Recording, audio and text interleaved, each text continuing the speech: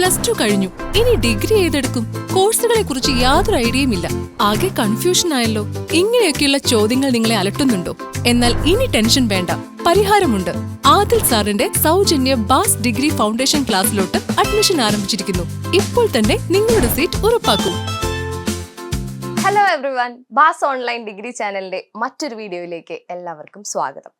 ഇന്ന് നമ്മൾ വളരെ ഇമ്പോർട്ടൻ്റ് ആയിട്ടുള്ള ഒരു കാര്യമാണ് നിങ്ങളായിട്ട് ഡിസ്കസ് ചെയ്യാൻ പോകുന്നത്. അസൈൻമെന്റ്. നമുക്കറിയാം കുറേ പേര് അസൈൻമെന്റ് എഴുതാൻ റെഡി ആയിട്ടിരിക്കുകയാണ്. അപ്പൊ അസൈൻമെന്റ് എഴുതുമ്പോൾ എന്തൊക്കെ കാര്യങ്ങൾ ശ്രദ്ധിക്കണം, അത് ഏതൊക്കെ രീതിയിലാണ് എഴുതുക, എന്നിട്ട് എഴുതി കഴിഞ്ഞ് നമുക്ക് നല്ലൊരു സ്കോർ എങ്ങനെ മേടിക്കാൻ പറ്റുക എന്നുള്ള കുറേ സംശയങ്ങൾ നമ്മുടെ സ്റ്റുഡൻസിന് പുറമേയുള്ള സ്റ്റുഡൻസിനും ഉണ്ട്. അപ്പൊ അതിനൊരു ഉത്തരവായിട്ടാണ് നമ്മൾ വന്നിരിക്കുന്നത്. വീഡിയോ സ്കിപ്പ് ചെയ്യാതെ ഡീറ്റെയിൽ ആയിട്ട് ശ്രദ്ധിച്ച് കാണാം. അപ്പൊ വീഡിയോയിലേക്ക് കിടക്കാം.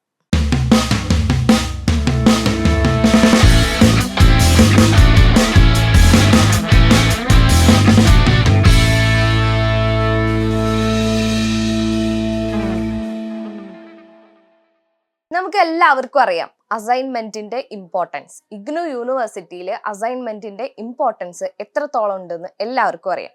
ഇനി അറിയാത്തവർ ശ്രദ്ധിക്കണം, അസൈൻമെന്റ് വളരെ ഇമ്പോർട്ടൻ്റ് ആയിട്ടുള്ള ഒരു കാര്യമാണ്. അസൈൻമെന്റ് സബ്മിറ്റ് ചെയ്താൽ മാത്രമാണ് നമുക്ക് എക്സാം എഴുതാൻ പറ്റുള്ളൂ. ഇത് നമ്മൾ പല വീഡിയോയിലും പല തവണകളായിട്ട് പറയുന്ന കാര്യമാണ്.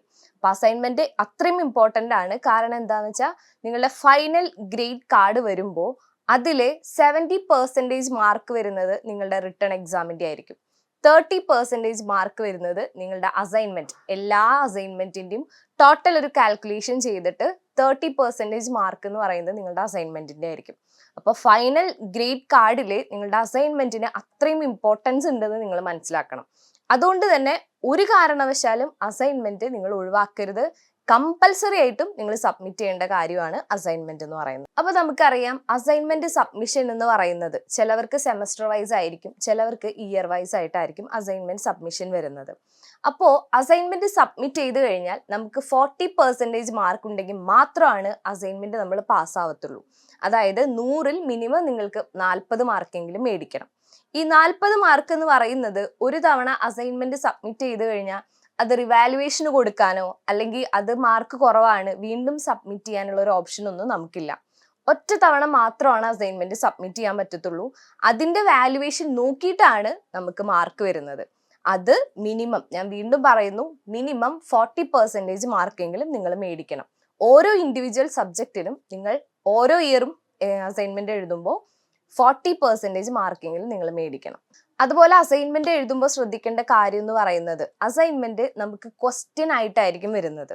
അപ്പൊ ഏതൊക്കെ ക്വസ്റ്റ്യൻസ്, പല സബ്ജക്റ്റിനും പല രീതിയിലായിരിക്കും അസൈൻമെന്റ് വരുന്നത്. അപ്പൊ അസൈൻമെന്റിന്റെ റൂൾസ് ആൻഡ് റെഗുലേഷൻ നിങ്ങൾ കൃത്യമായിട്ട് വായിക്കുക.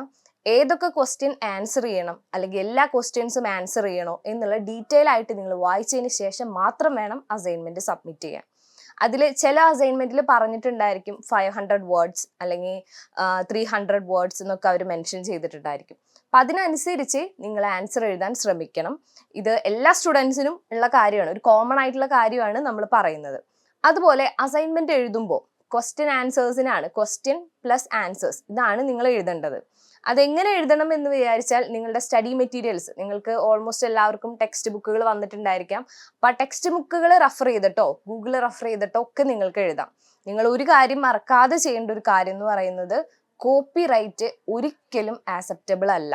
ഇഗ്നു യൂണിവേഴ്സിറ്റി എടുത്തെടുത്ത് പറയുന്നുണ്ട്, ഇപ്പോൾ ഫ്രണ്ടിന്റെ കോപ്പി, സെയിം കോപ്പി തന്നെ നമ്മൾ അതുപോലെ തന്നെ അസൈൻമെന്റ് സബ്മിറ്റ് ചെയ്താൽ അതിന് വാല്യൂ ഉണ്ടായിരിക്കില്ല. മാക്സിമം നമ്മളുടേതായ രീതിയിൽ അസൈൻമെന്റ് പ്രിപ്പയർ ചെയ്യാൻ നോക്കണം.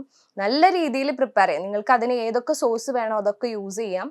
നല്ല രീതിയിൽ സബ്മിറ്റ് ചെയ്താൽ മാത്രമാണ് നമുക്ക് നല്ലൊരു സ്കോർ മേടിക്കാൻ പറ്റത്തുള്ളൂ. അതുപോലെ ശ്രദ്ധിക്കേണ്ട ഒരു കാര്യം എന്ന് പറയുന്നത് അസൈൻമെന്റിന്റെ സബ്മിഷനാണ്. നമുക്കറിയാം അസൈൻമെന്റ് സബ്മിറ്റ് ചെയ്യാൻ നമ്മൾ മുൻപൊരു വീഡിയോയിൽ ചെയ്തിട്ടുണ്ട്. അസൈൻമെന്റ് സബ്മിറ്റ് ചെയ്യാൻ പല മെത്തേഡ് ഉണ്ട്. ഒന്നുകിൽ direct submission, online submission, postal വഴി കൊറിയർ ചെയ്യുന്ന ഒരു സബ്മിഷൻ മെത്തേഡും ആണ് നമുക്കുള്ളത്. ഇതിൽ കൂടുതലും ഇഗ്നു പ്രൊമോട്ട് ചെയ്യുന്നത് ഡയറക്റ്റ് സബ്മിഷൻ ആണ്. ഞാൻ നേരത്തെ പറഞ്ഞിട്ടുണ്ട്, ഡയറക്റ്റ് നിങ്ങൾക്ക് സബ്മിറ്റ് ചെയ്യാൻ പറ്റിയില്ലെങ്കിലും നിങ്ങളുടെ ഫ്രണ്ട്സോ റിലേറ്റീവ്സോ ആരെങ്കിലും കൊണ്ടുപോയി സ്റ്റഡി സെന്ററിൽ വിത്ത് നിങ്ങളുടെ ID കാർഡും കൊണ്ടുപോയിട്ട് നിങ്ങളുടെ സ്റ്റഡി സെന്ററിൽ സബ്മിറ്റ് ചെയ്യാം. പിന്നെ നമ്മൾ പറഞ്ഞു കൊറിയർ ആയിട്ട് അയക്കാം. അപ്പോൾ കൊറിയർ ആയിട്ട് അയക്കുമ്പോൾ നിങ്ങൾ ശ്രദ്ധിക്കേണ്ട പ്രധാന കാര്യം എന്ന് പറയുന്നത് നിങ്ങളുടെ സ്റ്റഡി സെന്റർ എല്ലാവർക്കും മനസ്സിലായിട്ടുണ്ടാവും എന്ന് ഞാൻ വിചാരിക്കുന്നു. നിങ്ങൾ രജിസ്റ്റർ ചെയ്യുന്ന സമയത്ത് നിങ്ങളൊരു കോളേജ് ഓപ്റ്റ് ചെയ്തിട്ടുണ്ടായിരിക്കും. അതാണ് നിങ്ങളുടെ സ്റ്റഡി സെന്റർ എന്ന് പറയുന്നത്. സ്റ്റഡി സെന്ററിലാണ് നിങ്ങളുടെ അസൈൻമെന്റ്സ് സബ്മിറ്റ് ചെയ്യേണ്ടത്. അപ്പോൾ അവിടെ കൊണ്ടുപോയിട്ട് നിങ്ങൾ പോസ്റ്റൽ വഴിയാണ് ചെയ്യുന്നത് എങ്കിൽ അവിടെ നിങ്ങൾ കോണ്ടാക്ട് ചെയ്യണം. ആ സ്റ്റഡി സെന്റർ പോസ്റ്റൽ വഴി ആക്സെപ്റ്റബിൾ ആണോ എന്നുള്ള കാര്യം നിങ്ങൾ അവരെ വിളിച്ച് കോണ്ടാക്ട് ചെയ്ത് കൺഫേം ചെയ്തതിന് ശേഷം മാത്രമാണ് നമുക്ക് ഇങ്ങനെ കൊറിയർ ഓപ്ഷൻ നിങ്ങൾ ചൂസ് ചെയ്യാൻ പാടത്തുള്ളൂ. മാക്സിമം ഡയറക്റ്റ് സബ്മിഷൻ ആണ് നല്ലത്. അപ്പോൾ ഇതൊക്കെ നിങ്ങൾ ശ്രദ്ധിക്കുക. കാരണം അസൈൻമെന്റ് അത്ര ഇമ്പോർട്ടൻ്റ് ആണ്, നമുക്ക് മിസ്സായി പോവരുത്. കുറച്ച് ദൂരം കൂടുതലാണ്, അങ്ങനെയുള്ളവരൊക്കെ ഉണ്ടെങ്കിലും ആ വഴി പോകുമ്പോഴോ അല്ലെങ്കിൽ എങ്ങനെയെങ്കിലും ഇതിനു വേണ്ടി ഒരു എഫേർട്ട് എടുത്തിട്ട് ഡയറക്റ്റ് സബ്മിറ്റ് ചെയ്യാൻ ശ്രമിക്കണം. അതുപോലെ സ്റ്റഡി സെന്റേഴ്സ്, പല സ്റ്റഡി സെന്റേഴ്സിനും പല ക്രൈറ്റീരിയ ആയിരിക്കും. നിങ്ങൾ പോകുന്നതിന് മുൻപ് സ്റ്റഡി സെന്ററിൽ വിളിച്ച് കൺഫേം ചെയ്യണം വർക്കിംഗ് ഡേ ആണോ. ചില സ്റ്റഡി സെന്റർ സൺഡേ അല്ലെങ്കിൽ സാറ്റർഡേ മാത്രമേ വർക്കിംഗ് ആയിട്ടുണ്ടാവുള്ളൂ. ചിലത് വർക്കിംഗ് ഡേയ്സിൽ മാത്രമേ വർക്കിംഗ് ആയിട്ടുള്ളത് ഉണ്ടാവുള്ളൂ. അതാണെങ്കിൽ ചിലതിന് ടൈം ഉണ്ടായിരിക്കും, അതായത് 4 to 6 അങ്ങനെ കുറച്ച് ടൈമൊക്കെ ഉണ്ടായിരിക്കും. ഇപ്പം നിങ്ങളുടെ ടൈം സ്റ്റഡി സെന്റർ, നിങ്ങളുടേതായ സ്റ്റഡി സെന്ററിന്റെ ടൈം ഏത് ടൈമിലാണ് വർക്കിംഗ് ടൈം എന്ന് കൺഫേം ചെയ്തതിന് ശേഷം മാത്രമാണ് നിങ്ങൾ സ്റ്റഡി സെന്ററിൽ പോയിട്ട് സബ്മിറ്റ് ചെയ്യാൻ പറ്റത്തുള്ളൂ. കാരണം നിങ്ങൾ ഇത്രയും ദൂരം പോയി കഴിഞ്ഞിട്ട് പിന്നെ അവിടെ ഇല്ല എന്ന് പറയുമ്പോൾ നിങ്ങൾക്കും അത് ബുദ്ധിമുട്ടായിരിക്കും. അപ്പോൾ കറക്റ്റായിട്ട് കൺഫേം ചെയ്തതിന് ശേഷം മാത്രം നിങ്ങൾ സബ്മിറ്റ് ചെയ്യാൻ ശ്രമിക്കും. അപ്പോൾ അസൈൻമെന്റിന്റെ ബേസിക് ആയിട്ടുള്ള ഒരു ഐഡിയാസ് ഒക്കെ നിങ്ങൾക്ക് കിട്ടിയെന്ന് വിചാരിക്കുന്നു. അപ്പോൾ നെക്സ്റ്റ് പാർട്ടിൽ നമ്മൾ അസൈൻമെന്റ് എങ്ങനെ എഴുതണം, എങ്ങനെ മാക്സിമം സ്കോർ മേടിക്കാം, അപ്പോൾ എന്തൊക്കെ കാര്യങ്ങൾ നിങ്ങൾ ശ്രദ്ധിക്കണം എന്നുള്ള പാർട്ട് 2 വരുന്നുണ്ട്. അപ്പോൾ മറക്കാതെ കാണാം. ഇനി എന്തെങ്കിലും ഡൗട്ട് ഉണ്ടെങ്കിൽ താഴെ കമന്റ് ചെയ്യുക. Anyway thank you.